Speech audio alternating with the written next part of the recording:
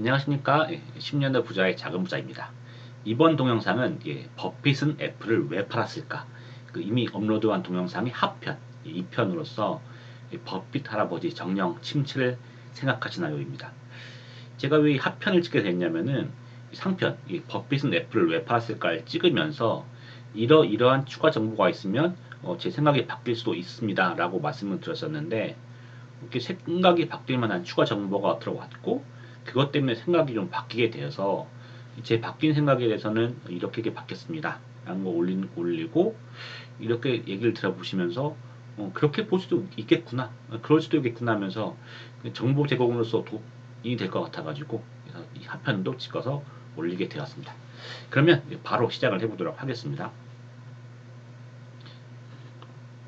그럼 일단 상편의 내용을 정리 먼저 하고 가야 될 것 같은데 제가 버핏은 애플을 왜 팔았을까 해서 어떤 얘기를 했었냐면은 이 애플 판 거는 이제 이 경기 침체에 대비하기 위해서 팠다라고 보기엔 좀 어렵지 않냐. 그 근거로 에너지 주식들을 사고 있다는 거. 그러니까 침체를 보고 있다고 하면은 왜 이제 버핏이 옥시덴탈 같은 에너지 주식을 사겠냐.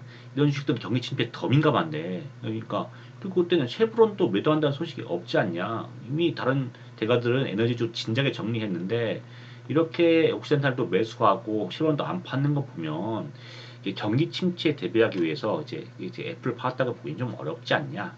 그리고 또 다른 이유로서 그러니까 경기가 아니고 애플 자체의 문제라고 본 이유 중에서 이제까지 버핏이 해온 행태는 이제 버핏이 이제 리스크에서 되게 보수적으로 행동을 하거든요. 그러니까 웰스파고 옛날에 매도할 때 보면 이제 그것을 찰리 먼거 얘기해 준 겁니다. 그래서 기업이 비윤리 이슈가 발생했다고 했었었는데 그래서 이런 거에 대해서 버핏이 경영진이 멍청한 위험을 감수하고 기만적인 회계를 이용해 이익을 부풀렸다. 궁극적으로는 잘못에 대한 대가를 치게 될 것인데 이게 크게 이슈화 되지 않고 그냥 지나가 버렸기 때문에 이게 어떤 문제인지 몰라요. 그리고 실제로 이것 때문에 웰스파고 주가가 급락하는 거나 그런 일도 벌어지지 않았습니다. 그리고 먼거도 개인적으로 계속 웰스파고를 보유하고 있었었는데 자기 기준에서는 이런 문제가 있었긴 하지만 그래도 이거 기준에서는 나는 괜찮기 때문에 나는 웰스파고를 가지고 가고 있어요 라고 말을 했었거든요. 이걸 보면은 버핏은 되게 엄격한 이제 그런 이슈 그런 비율이라든가 이러면서 엄격한 기준을 가지고 있다. 그래서 혹시나 애플 같은 것도 버핏의 기준에서 봤을 때 그런 어떤 그 기준에 넘어서는 그런 행동이 있기 때문에 애플에 대해서 팔거나 아니면은 애플 자체에 발생하지 않은 정보들 예를 들어서 뭐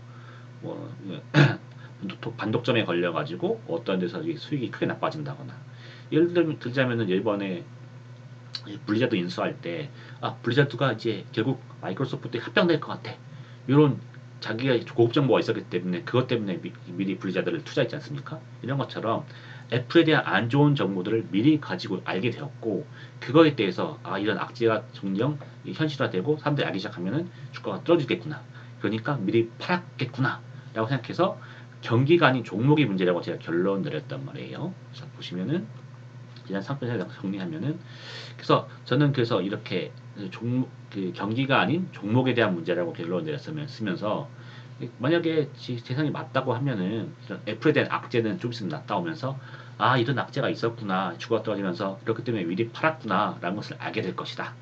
그리고 8월 15일 날 설진애플가 공개되면은 어떤 주식들 사고 팔았는지 보게 될 거는데 다른 주식도 많이 팔았으면 경기 침체라고 볼 수 있지만 많이 안 팔았으면은 그냥 애플 자체의 문제라고 볼 수 있을 것이다. 라고 해서 이런 정보를 확인하자고 했었거든요. 그런데 이제 추가적인 정보를 확인하면은 자 이제 8월 15일 날그 셀트네프가 공개됐죠. 근데 여기서 보면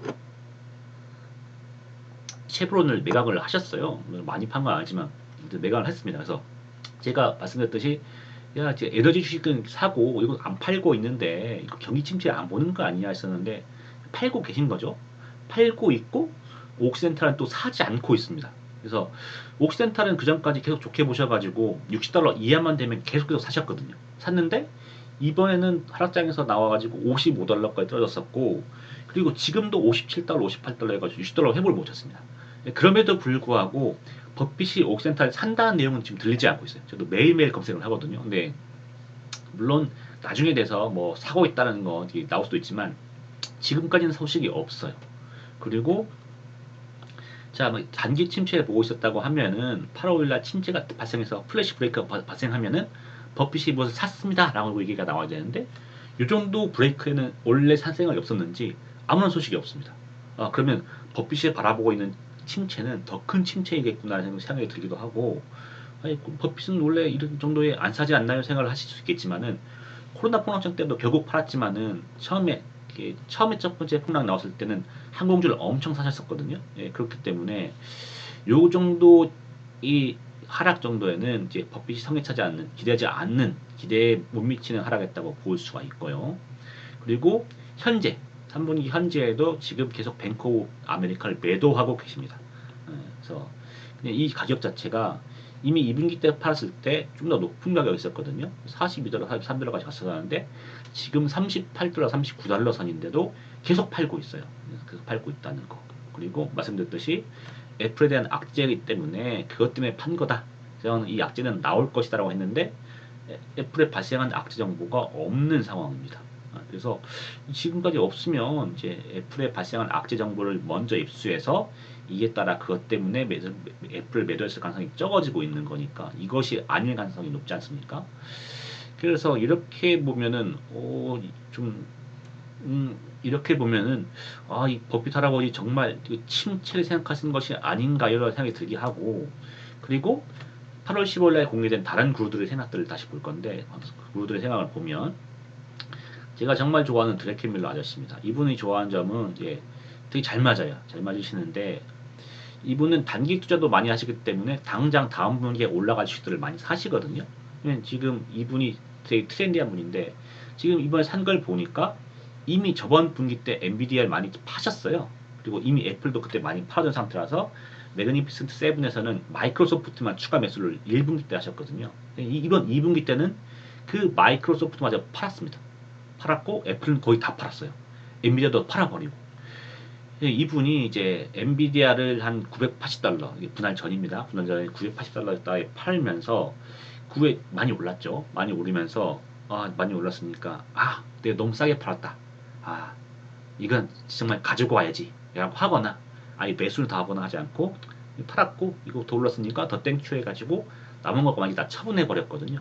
그래서 지금 이분이 포트폴리오에서 메가니피센트 7은 거의 없고요. 사실상 거의 없다시피 할 정도 다 팔아버렸고 지금 포트에서 가지고 있는 것에서 새로 신규 추가된 것은 필립 모리스 담배 회사 경기 방어주적 성격을 가지고 있죠.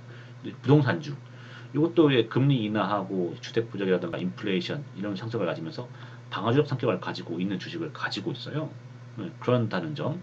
그리고 하워드 막스 같은 경우에는 이제 소형주 중심으로 해가지고 항상 풀베팅을 하고 있는데 항상 풀베팅을 하고 있기 때문에 이분이 이제 현금 보유를 말고 이제 침체에 대비하는 방식은 S&P 풋옵션을 가끔씩 매수하실 때가 있어요. 금리가 너무 높아졌을 때. 이번에도 풋옵션이 지금 들어와 있는 상태입니다. 그래서 버핏 할아버지, 드래켄 밀러 아저씨, 하워드 막스 이렇게 보면 이제 결론은 결국 이제 지난 1분기 때 지난 상편에서는 애플을 왜 팔았을까 해서 침체보다는 애플 자체의 문제일 거라 그런 가능성이 높아라고 생각했는데 지금은 이러한 정보들 때문에 생각이 좀 바뀌어서 애플 자체의 문제라기보다는 시장 자체가 고평가되었기 때문에 이제 이 정도 가격이면은 괜찮은 가격에 생각해서 팔아뒀다라고 보는 것이 더 맞을 것 같다는 생각을 지금 하고 있는 상황입니다. 그런데 지금 시장의 스탠스를 보면 지금 또 엄청나거든요. 지금 이미 2분기 때 이 가격에 팔아놓으면은 그때부터 약간 흔들림이 시작을 내가지고 그때의 가격보다 약간 떨어져 있는 것이 보통의 경우인데 지금 버핏이 애플을 팔았다 하고 이제 정보가 쭉 공개됐는데 단 2주일 만에 그 가격을 전부 다 회복했습니다. 그래서 그때 판 가격이 220이 안 됐을 거예요. 물론 220도 팔았겠지만 185부터 시작해서 220까지 쭉 파셨던 것 같은데 팔았다고 하니까 8월 2일 저녁이었죠. 1일 저녁이어서 다음 장이 8월 5일 열렸는데 그때 애플이 한 200 초반까지 아니면 또 190 후반까지 밀렸던 것 같은데 바로 이제 어느 정도 회복을 하더니 220, 218 정도 였나요? 시작했다가 200 초반 갔다가 그 다음날 했더니 바로 213까지 올라오고 지금 220 넘었죠? 넘어서 지금 버핏이 판 가격보다 높은 시세가 지금 유지되고 있는 상황입니다. 이런 대단한 구루가 팔았다고 했음에도 불구하고 일주일 만에 거의 그 값을 다시 회복을 해버렸죠. 그리고 드러켄 밀러도 이제 1분기 때 많이 팔았다라고 했고 지금 다 팔았는데 그 980달러에 판 거 내에서 지금 130달러니까 그 분할적으로 치면 1300달러죠. 그러니까 30% 정도 더 오른 상황입니다. 그런 상황이고 뭐 참고로 당모다랑 같은 교수 같은 경우에는 한 6년 들고 있다가 300달러에 파셨죠. 지금 그 이분 판 가격에서 4배 오르신 가격입니다. 당모다랑 교수 팔면서 이거 엄청 비싸다고 하셨는데 4배 올랐습니다. 네, 그렇고 그리고 이제 플래시 브레이크가 발생하면서 이제 S&P 지수가 확 떨어졌었는데 그때 기준으로 하더라도 시장 PER 전체 PER 자체가 19였는데 이것도 높은 거거든요. 근데 단순 비교하기 어려운 게 뭐냐면 2021년, 2020년에는 그때는 금리가 0이었지 않습니까? 제로 금리이기 때문에 사실상 채권 수익을 기대할 수 없기 때문에 많은 돈들이 주식에 내몰려졌어요. 어쩔 수 없이 주식에 내몰려졌고 주식이 이런 상황에서 발생하는 PER은 만약 이때 PER이 21, 21이었다고 하더라도 하워드 막스께서 제가 메모에서 밝혔던 건데 요 PER이 과연 높다고 볼 수 있냐고 말씀하셨었거든요. 왜냐면 시장 금리가 이게 채권 금리가 0이니까 이렇게 되면은 더 주식에 몰리게 되기 때문에 그 PR 20이 과연 높은가? 라는 얘기를 했었었는데 지금은 5.5죠. 5.5인 상태에서 거의 동일한 PR 유지한 것 자체가 굉장히 높다는 얘기인 거예요. 그렇게 치면은 사실상 2021년 고점보다도 더 높은 평가 이 단계가 지금 단계입니다. 그렇게 되면은 구루들이 보시기에는 야 이거 진짜 높다, 진짜 고평가됐다 이런 생각이 되는 게 많은데 이런 구루들의 판단에 대해서 구루들의 문제에서는 뭐 신경을 안 쓰고 있는지 여전히 시장은 2분기보다도 더 과열되어 있는 상황이고 지금 뭐 금리 인하가 온다고 해가지고 더 오를 것이라는 기대 때문에 파티를 한창 진행하고 있는 것이 현재 시장의 스탠스라고 생각이 됩니다. 그러면 자 구루들 사람들이 이렇게 환호하고 파티하지만 구루들이 이렇게 뭐 팔고 스탠스가 이러니까 뭐 어떻게 할 건데 10년 후야 너 생각은 어떤 건데? 라고 해서 제 생각을 한번 또 정리를 해봤는데 저는 그래요. 이게 뭐 시장을 보고 하시면은 뭐 유튜브에도 보이지만은 자기 자신을 띄우기 위해서 야, 하락은 언제 시작되고 나 하락에 대해서 이러니까 하락 발생하는 거지 해서 옛날에 하락에 대해서 좀 알기 좋게 논리적으로 설명 잘 하시는 분들도 많고 하고 자기는 자신을 띄우기 위해서 이거 난 언제 하락되고 뭐 하는 걸 맞출 수 있어 라는 식으로 약간 얘기하시는 분들도 있는데 버핏처럼 이제 60년 넘게 계속 주식을 해오시던 분들도 하락장의 정확한 시기는 맞출 수 없다고 얘기를 하시거든요. 하시는 건데 사실상 하락장의 정확한 시기는 맞출 수 없는 게 맞을 것 같고 그리고 그렇게 따지면은 제이미 다이먼 같은 경우에도 이미 올해 2월에 이분이 또 이제 주식을 많이 하셨는데 이분이 파신 이후에도 JP 모건 주식이 30% 올랐어요. 이런 것처럼 구루도 정확하게 이건 비싸다는 걸 알고 있지만 이 비싼 주식이 언제 떨어질지에 대해서는 정확한 시기는 알 수 없다. 그러면 이분도 당장 떨어질 걸 알아서 팔았다기보다는 팔아둔 거고 이분들도 언제 떨어질지 모른다고 보는 것이 맞을 것 같은데 그러고다 또 하워드 막스도 얘기한 걸 따왔는데 정확한 표현은 아니고 제가 제 기억 속에 있는 걸 하셨으니까 약간 의역이 있습니다. 이 상승장에서 일찍 하차해서 남들이 계속 버는 것을 지켜보는 것은 괴로운 일이다. 이게 진짜 그렇거든요. 이게 오른 주식인데 나는 이 정도면 많이 온 것 같아서 다 팔아버렸어. 근데 계속 올라.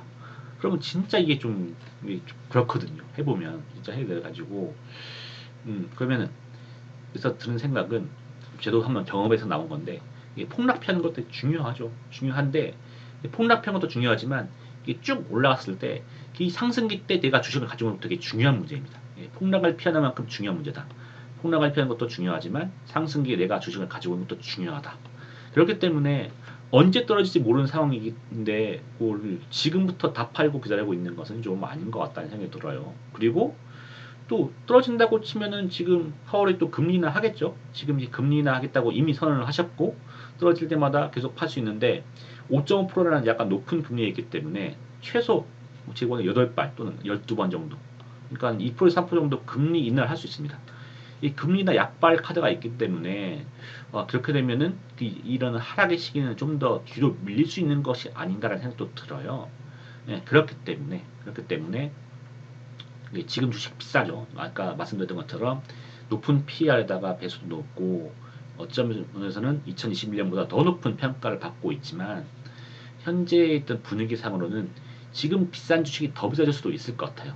마치 다모다라는 교수가 그 엔비디아 300달러가 비싸다고 했지만 1200달러까지 갔듯이 4배 더 비싸졌듯이 이 거품이라고 하지만 좀 더 거품이 더 낄 수 있다고 생각이 들어요. 그렇기 때문에 조심은 하지만 야 요렇게 무슨 뭐 대가를 던졌고 위험할 수도 있다고 하니까는 있는 걸 다 던지는 것은 좀 아닐 것 같고 쉽게 던지지 않는다. 그리고